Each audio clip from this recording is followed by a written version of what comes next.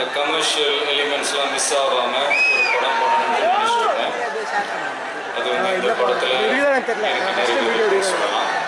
யூடியூப்ல போட இந்த படத்தில் எனக்கு ஜோடிகளாக வந்து பெண் புலிகள், புலிக்கு பிறந்தது பூனையாகாதுன்னு நிரூபிச்சுட்டு இருக்கிற உலக நாயகன் கமல் சார் அவர்கள், ஸ்ருதிஹாசன் அவர்கள், இன்னொருத்தவங்க மும்பை நமக்கு கொடுத்திருக்கிற 2வது குஷ்பு அன்ஷிகா அவர்கள். இதில் நந்திதா ஸ்வேதா அவங்க ஒரு முக்கியமான கேரக்டர், பட் ரொம்ப சின்ன கேரக்டர் தான். அவங்களுடைய இந்த கெரியர் டைமில் அவங்க இதை ஒத்துக்கிட்டு பண்ணதுக்காகவே அவங்கள பாராட்டணும். இதில் ரொம்ப ரொம்ப ஒரு போல்டான ஒரு முக்கியமான ஒரு ரோலில் தங்களுடைய அழகாலையும் நடிப்பாலையும் இந்தியாவே கட்டி போட்ட நம்ம தமிழ்நாட்டில் வளர்ந்த சிவகாசி மாத்தாப்பு நம்ம ஸ்ரீதேவி மேடம். ஹீரோவா இருக்கப்போ சின்ன தம்பியா வாழ்ந்தவர், இன்னைக்கு இருக்கிற ஹீரோஸ் கிட்ட அண்ணன் தம்பியா பழகிறவர் நம்ம பிரபு சார். ஜெனரலா ஒரு ஹீரோ இன்னொரு ஹீரோ நடிக்கிற படத்துல வில்லனாலாம் நடிக்க அவர் ஈஸியா ஒத்துக்க மாட்டாங்க. கன்னட சூப்பர் ஸ்டார் சுதீப் அவர்கள் இதில் வந்து ஒரு நெகட்டிவ் அவருடைய அந்த பெருந்தன்மைக்கு என்னுடைய நன்றி.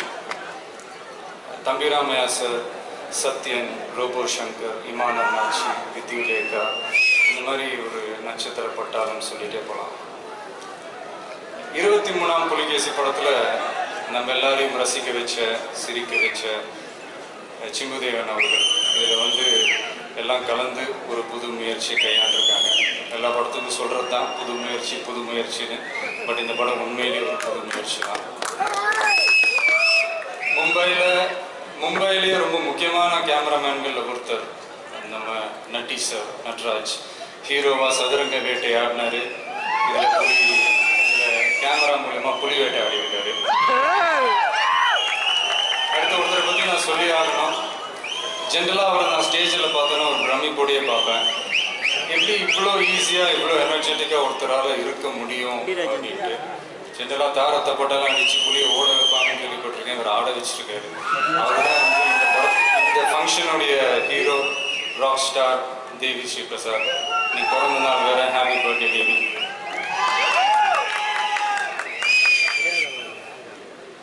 அடுத்து இந்த டாப் 10 வரிசையெல்லாம் பார்த்தீங்கன்னா இந்த தொழிலதிபர்கள், பணக்காரர்கள் எல்லாமே வருஷம் இடம் மாறிக்கிட்டே இருப்பாங்க.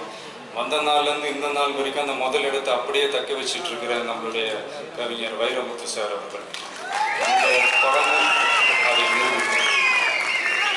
ஆர்ட் டைரக்டர் முத்துராஜ் அவர்கள் பேர்லேயே ராஜா இருக்கிறதுனாலே உண்மையான அரண்மனைகளை மிஞ்சிற அளவுக்கு பிரம்மாண்டமாக கட்டி அதை பிரமிக்க வச்சிருக்காரு. இந்த மொத்த பிரம்மாண்டத்துக்கும் காரணம் மூலதனம் போட்ட என்னோட தயாரிப்பாளர்கள் சிபு அவர்கள், பிடி செல்வகுமார் அவர்கள். முக்கியமாக இந்த படத்தில் நான் எல்லாமே இன்னும் 2 ஹீரோஸ்ன்னு கூட சொல்லலாம். மிஸ்டர் கமலக்கண்ணன் இந்த படத்துக்கு ரொம்ப முக்கியம் வந்து கம்ப்யூட்டர் கிராஃபிக்ஸ், அதை அவர் ஹேண்டில் பண்ணிட்டு இருக்காரு. நானி, மகதீரா அவர் ஸ்டார்ட் பண்ணதே வந்து 2000 குஷி படத்தில் தான் ஸ்டார்ட் பண்ணார். ஒரு பொண்ணு ஒன்று நான் பார்த்தேன் பாட்டில் தான் ஸ்டார்ட் பண்ணார். இன்னொரு ஹீரோ வந்து எடிட்டர் ஸ்ரீகர் பிரசாத். அவர் வந்து ஒரு எடிட்டர் மட்டும் இல்லை, அவருக்குள்ள ஒரு இயக்குனரும் இருக்கார். நான் பல முறை நான் வந்து அதை உணர்ந்திருக்கேன். ஸோ இதுதான் எங்கள் டீம். ஜென்ரலாக பரீட்சை எழுதுகிறவங்க அதிகமாகவும் மார்க் போடுறவங்க கம்மியாகவும் தான் இருப்பாங்க. நீங்கள் வந்து மார்க் போடுறவங்க அதிகமாகவும் பரீட்சை எழுதுகிறவங்க கம்மியாகவும் இருக்கிற புலி படத்துக்கு எத்தனை மார்க்ன்றது பரீட்சை எழுதுன நாங்கள் அது சொல்லக்கூடாது. மார்க் போடுற நீங்கள் தான் அதை சொல்லணும். படத்தை கேட்டுட்டு சொல்லுங்கள், படத்தை பார்த்துட்டு சொல்லுங்கள், கேட்டு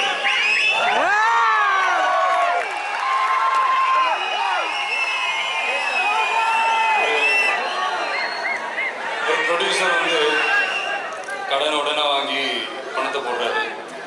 எத்தனை பேர் அதில் உழைப்பு போடுறாங்க. ஆனால் சில பேர் எதையுமே போடாமல் திருட்டுத்தனமாக ஃபோனில் எடுத்து நெட்டில் போட்டு எங்கள் எல்லாரும் குழப்பி மண்ணை போட்டு போயிடுவாங்க. அதாவது ஒரு ப்ரொடக்ஷன்லேருந்து ரொம்ப அழகாக பிளான் பண்ணுறாங்க. ஒரு ஒரு ஸ்டில்ஸ்னால் எந்த டைமில் ரிலீஸ் பண்ணணும், ஒரு டீசர்னால் எந்த டைமில் விடணும். அதுக்கப்புறம் இப்போ தான் என்னென்னமோ சொல்கிறாங்களே, ஃபர்ஸ்ட் லுக், செகண்ட் லுக், டீசரா. இதெல்லாம் நான் வந்து படம் பார்ப்பேன், படத்துக்கு ஒரு 10 நாள் முன்னாடி ஒரு ட்ரெய்லர் ஒன்று விடுவாங்க, அவ்வளோதான் எனக்கு தெரியும். இப்போ வந்து சரி அது என்ன சொல்ல வரேன்னா, ஒரு ப்ரொடியூசர் சைட்லேருந்து, ஒரு டைரக்ஷன் டிபார்ட்மெண்ட்லேருந்து இவ்வளோ அழகாக பிளான் பண்ணும்போது யாரோ ஒருத்தர் வந்து அந்த திருட்டுத்தனமாக ஃபோனில் எடுத்து அதை நெட்டில் விட்டு அது ஒரு குழப்பி இதனால் என்ன சந்தோஷம், என்ன சாதிக்கிறாங்க? நான் எனக்காகவோ என் படத்துக்காகவோ பேசுகிறேங்க, எல்லாருக்காகவும், எல்லா ஹீரோஸ் படத்துக்காகவும். இது எப்படி இருக்குன்னா, வயிற்றுல ஆரோக்கியமாக வளர்ந்துட்டு இருக்கிற ஒரு குழந்தை சுகப்பிரசவம் ஆகுறதுக்கு முன்னாடியே இது சிசேரியன் பண்ணி சாகிக்கிறாங்க. நம்பி ஒரு வேலையை ஒப்படைக்கும் போது அந்த அந்த அந்த நம்பிக்கை கிடைக்கும் போது உண்மையிலே ரொம்ப கஷ்டமா இருக்கு. எனக்கு உண்மையா ஒருத்தரை வெறுக்க தெரியும், பொய்யா ஒருத்தரை நேசிக்கவே தெரியாது.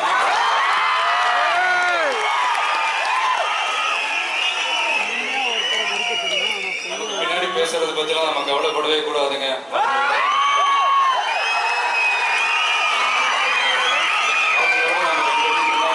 நினைச்சு பெரும்போது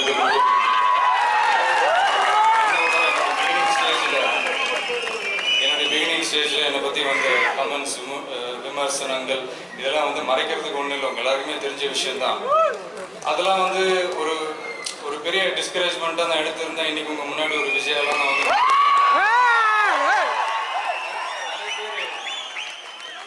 நிறைய பேர் சொல்லி கேள்விப்பட்டிருக்கேன், வெற்றிக்கு பின்னாடி ஒரு ஆணோ ஒரு பொண்ணோ இருப்பாங்க அப்படி இப்படின்லாம். ஆனால் எனக்கு பின்னாடி நிறைய அவமானங்கள் தான் இருக்கு.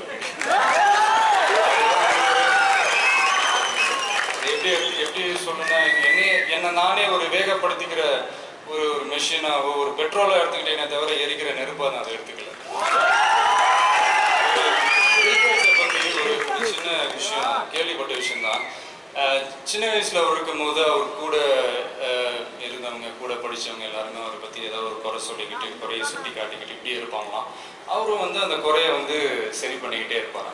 இன்னைக்கு வந்து உலகத்திலே மிகப்பெரிய ஒரு தொழிலதிபராக அவர் இருக்கார், பில் கேட்ஸ். ஆனால் குறை சொன்னவங்களாம் அவர் கம்பெனியில் ஊழியர்களாக வேலை செஞ்சுட்டு. நீங்க என்ன நினைக்கிறீங்க எனக்கு புரியுது, பெரிய பில் கேட்ஸான்னு கேட்குறீங்க தானே?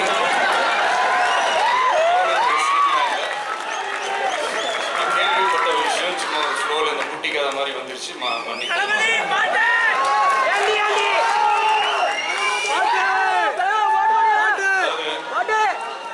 கடவுள் முன்னாடி மண்டி போட்டா யாரு முன்னாடி எழுந்து நிற்கலாங்க. நமக்கு தான் எல்லாம் தெரியும், மற்றவங்களுக்கு எதுவுமே தெரியாதுன்னு மட்டும் நினைச்சிடாதீங்க. நமக்கு அத்தனையும் கற்றுக் கொடுத்தவர்கள்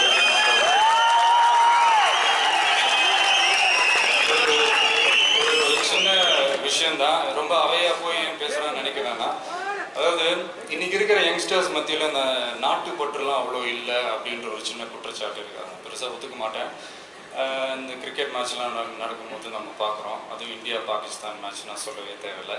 என்ன ஒன்றுனா, விளையாட்டாக எடுத்துக்க வேண்டிய கிரிக்கெட்டை நம்ம சீரியஸாக எடுத்துக்கிறோம், சீரியஸாக எடுத்துக்க வேண்டிய விஷயத்த நம்ம விளையாட்டாக கூட எடுத்துக்க மாட்டேன்றோம். அதான் நடைமுறை. நான் சொல்கிற விஷயத்த கேட்டுட்டு ஒருத்தர் 2 பேர் வந்து யோசிக்கலாம், அதை பற்றி திருந்தலாம், ஒட்டுமொத்தமாக திருந்துவாங்களான்னு கேட்டால் அதெல்லாம் நடக்காத காரியம். ஒரு படத்தில் பல்லாண்டு வாழ்க அப்படின்ற ஒரு படத்தில் எம்ஜிஆர் அவர்கள் நடித்த படம். அதில் வந்து பார்த்தீங்கன்னா அந்த படத்தினுடைய கதையே வந்து 6 கொடூரமான 6 கொலை கைதிகளை திருத்துறது தான் கதையே. அதில் வந்து ஒரு சீனில் வந்து சில காலேஜ் ஸ்டூடெண்ட்ஸ் வந்து கிண்டலாக பேசிட்டு போவாங்க, இந்த 6 கைதிகளை திருத்திட்டீங்கன்னா இந்தியாவே திருந்திருமா அப்படின்னு கேட்பாங்க. அதுக்கு எம்ஜிஆர் அவர்கள் வந்து ஒரு இந்தியா மேப் எடுத்து அதுக்கு பின்னாடி ஒரு மனுஷனோட முகத்தை வரைஞ்சி அதை தாறுமாறு கிழிச்சு கீழே போட்டுட்டு சொல்லுவார், அதில் அந்த இந்தியா மேப்பை ஒன்றா சேர்க்கறதுக்கு ட்ரை பண்ணுங்க அப்படின்னு சொல்லுவார். இன்னும் இந்த ஸ்டூடெண்ட்ஸ்லாம் ட்ரை பண்ணுவாங்க, ஒன்றா சேர்க்கறதுக்கு அவங்களால முடியாது. உடனே சொல்லுவார், அந்த மனுஷனோட முகத்தை ஒன்றா சேர்க்கறதுக்கு ட்ரை பண்ணுங்க. ஓகே, இது 2 கண்ணு, இது காது, மூக்கு அப்படின்ட்டு ஒன்றா சேர்த்துருவாங்க. அதுக்கு பின்னாடி என்ன இருக்குன்னு கேட்பாரு, இந்தியா மேப் கரெக்டாக இருக்குது அப்படின்னு சொல்லுவாங்க. அதுக்கு எம்ஜிஆர் அவர்கள் சொல்லுவாங்க, அதுக்கு அவர் சொல்கிற அந்த டைலாக் தான், ஒரு மனுஷ முகத்தை சரி பண்ணால் இந்தியா மேப்பே சரியாயிடுது, ஒவ்வொரு மனுஷனையும் சரி பண்ணால் இந்தியாவே சரி. நான் ஏன் இங்கே வந்து உங்ககிட்ட பேசுறேன்னு எனக்கு தெரியவே இல்லை. சும்மா எனக்கு அந்த படமும் சரி, அந்த கதையும், அந்த சீனும், அந்த டயலாகும் ரொம்ப நாளாக மனசுக்குள்ளேயே இருந்துச்சு. சும்மா உங்ககிட்ட ஷேர் பண்ணிக்கணும்னு ஆசைப்படுறேன், அவ்வளோதான். அடுத்த நிமிஷம் நிச்சயம் இல்லாத வாழ்க்கை. முடிஞ்ச வரைக்கும் எல்லாரும் சந்தோஷப்படுறது வாழ்க்கை அர்த்தமுள்ளதாக இருக்கும். அதையே எனக்கு தொழிலாக கொடுத்த ஆண்டவனுக்கும், அந்த தொழிலுக்கு அஸ்திவாரமாக இருக்கிற என்னுடைய ரசிகர்களுக்கும், எனக்கும் என் ரசிகர்களுக்கும் மற்றவங்களை வாழ வச்சு அழகு பார்க்கறதுக்கு தான் பிடிக்கும். என்ன நண்பா?